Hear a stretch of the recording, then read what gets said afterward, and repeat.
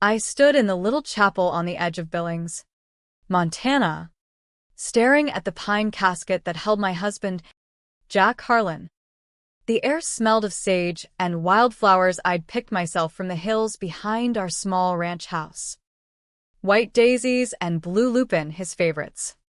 I'd arranged every stem with my own hands, paid for every one with money scraped from my teacher's salary. The room was painfully quiet except for the wind rattling the stained glass windows. I kept checking the door, then my phone, then the door again. Jack's family had to come. What kind of parents skipped their own son's funeral? The funeral director, Mr. Ellis, approached slow and careful, like he was afraid I'd shatter. Emily, it's 20 minutes past. Should we start?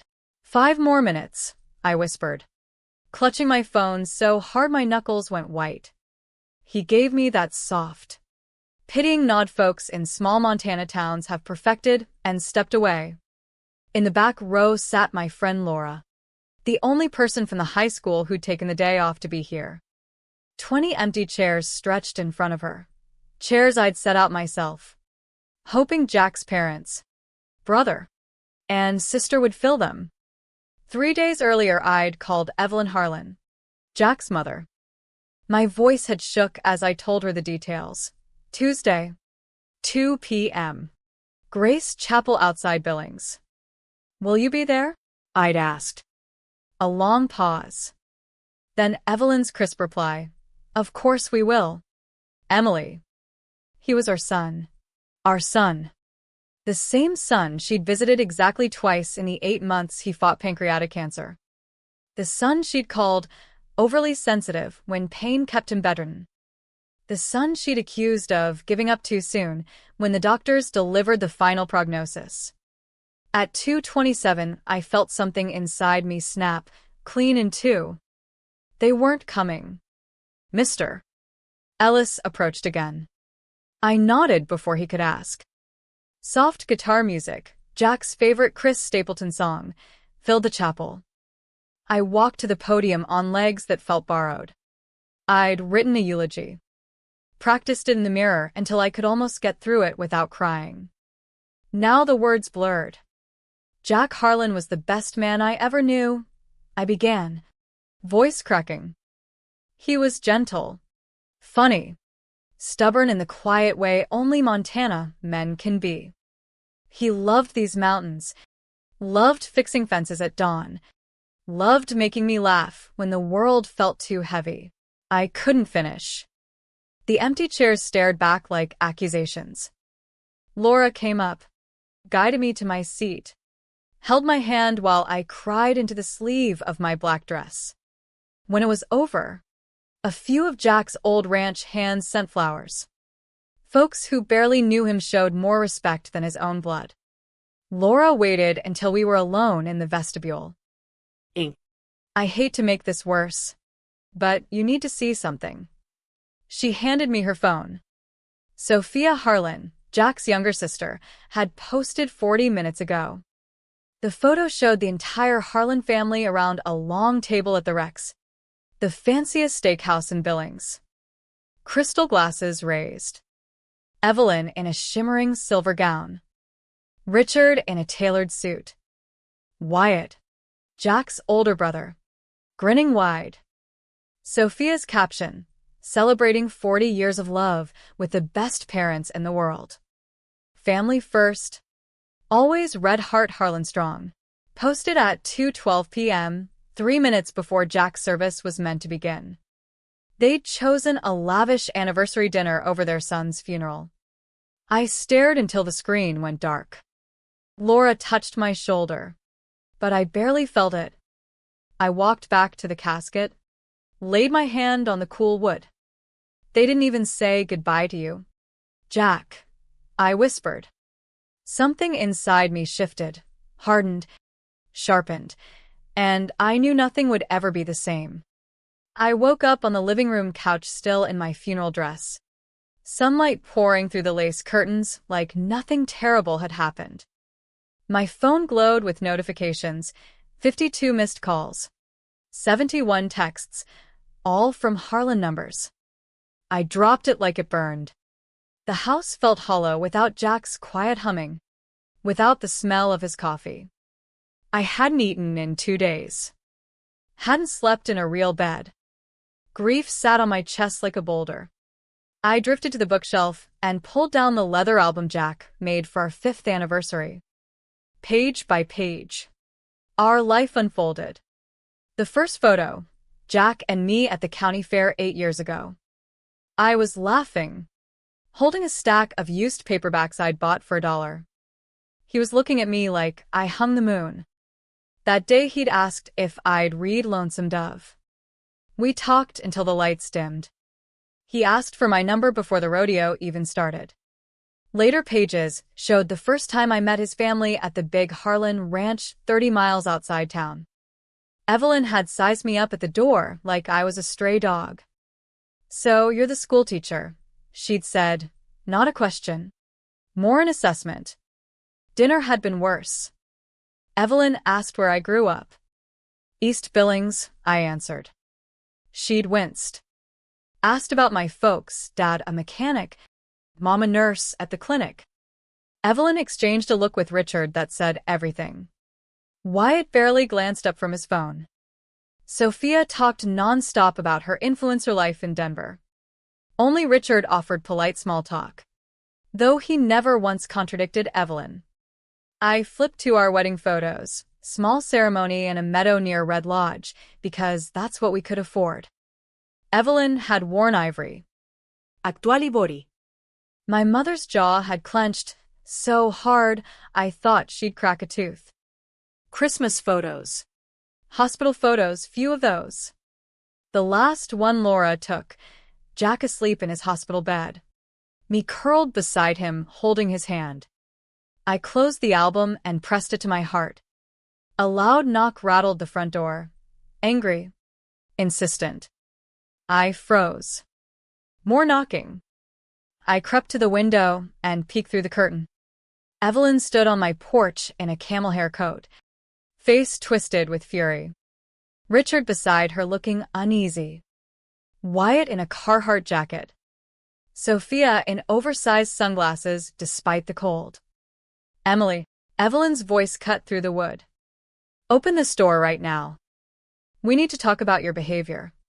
Something hot flared in my chest. I yanked the door open and stood firm in the threshold. Evelyn's eyes widened, surprised I'd actually answered, then narrowed again. I hope you're proud of yourself, she began, stepping closer. Do you have any idea the damage you've done to this family's reputation? I just stared. You made us look heartless, she snapped. We had commitments, non-refundable deposits. Guests flying in from Texas. 40 years of marriage is a milestone. Your son's funeral, I said quietly, was less important than a steak dinner. Don't twist this. Wyatt cut in. We have responsibilities, ranch operations, business meetings.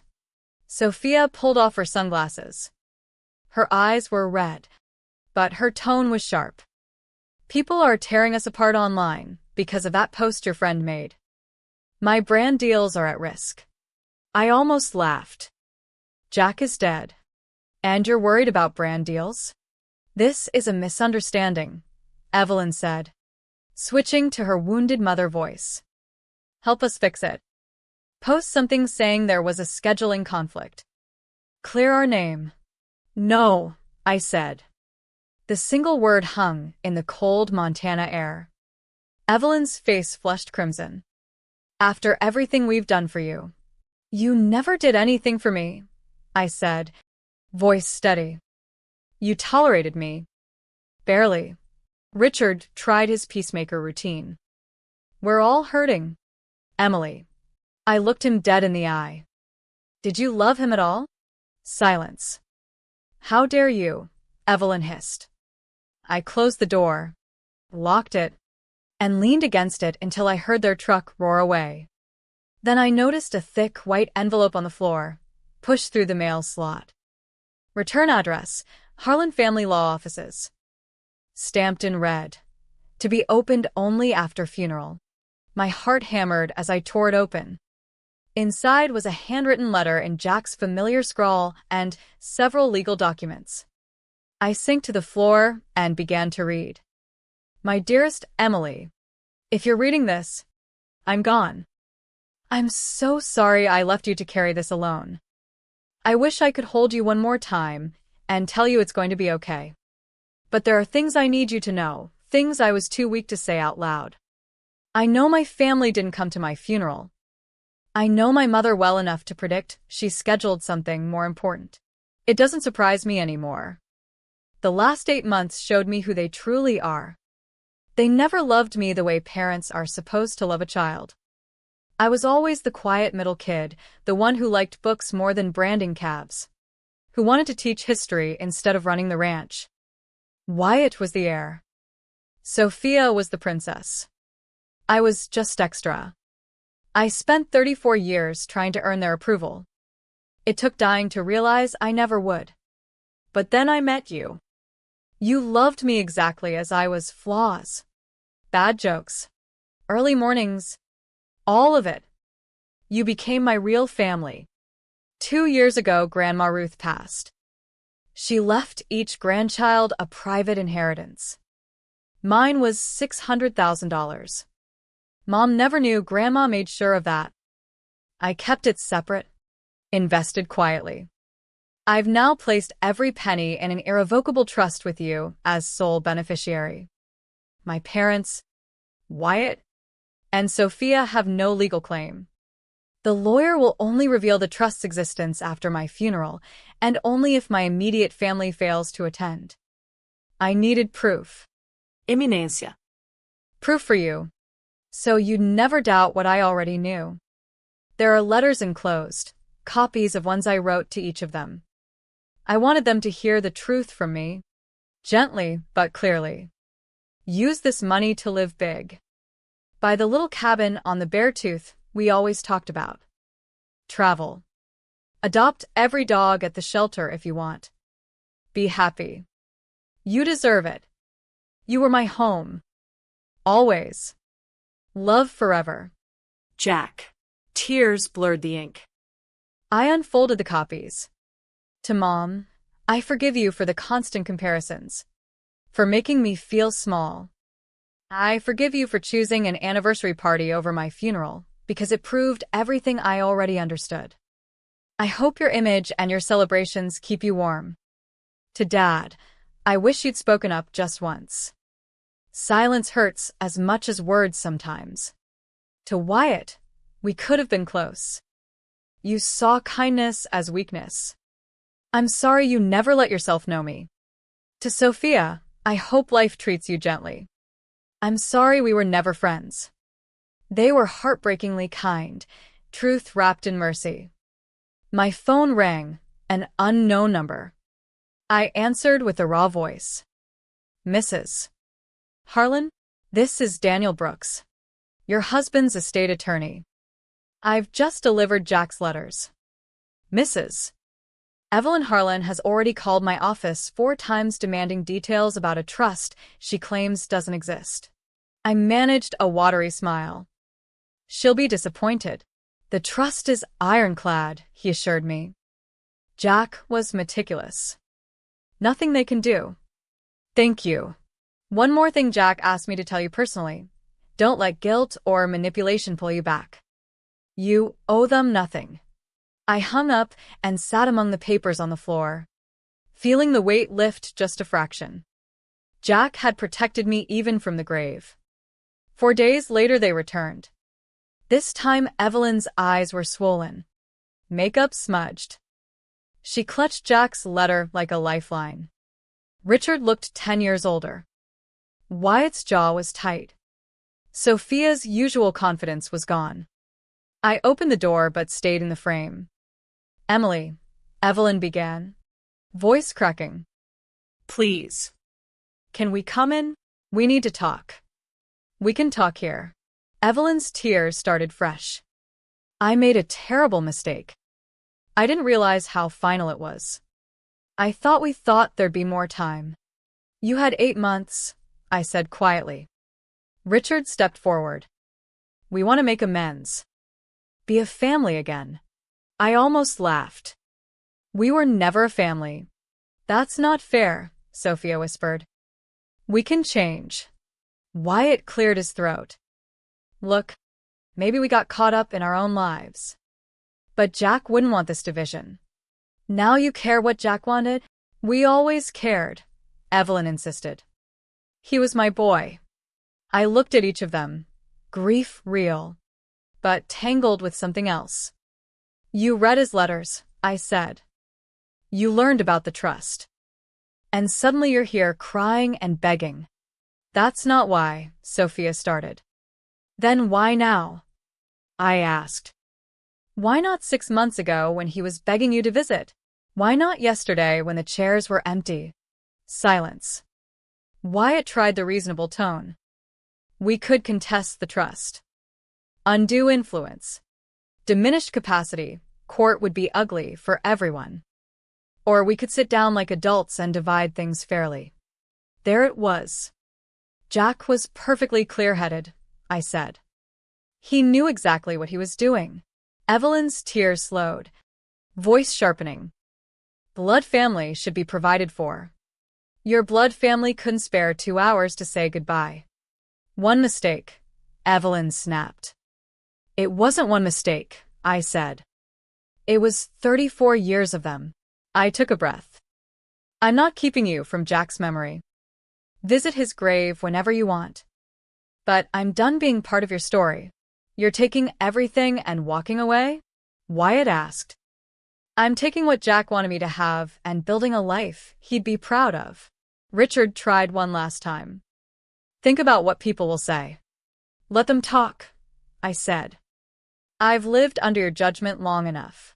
I stepped back to close the door. Evelyn's hand shot out. He'd be ashamed of you. I met her eyes. No.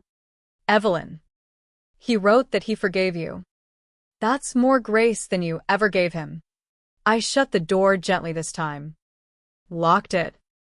Walked away while their voices rose and then faded. Upstairs. Boxes waited. I'd accepted a teaching position in Bozeman, closer to the mountains we loved. Diane was coming tomorrow to help load the truck. I pulled Jack's favorite flannel from the closet, held it to my face, breathed him in. I'm doing it. Cowboy, I whispered. I'm getting free. 6 months later I stood on the porch of a small cedar cabin outside Bozeman, watching snow dust the Bridger Mountains. The trust had bought the place outright, 3 acres. A creek. Space for gardens and dogs and quiet mornings. Inside. Jack's photo smiled from the mantel beside a stack of new books. A golden retriever named Scout, rescued from the shelter, slept by the wood stove. I'd started teaching at the local high school. The kids were bright, rough around the edges Montana teens who reminded me why I loved this work.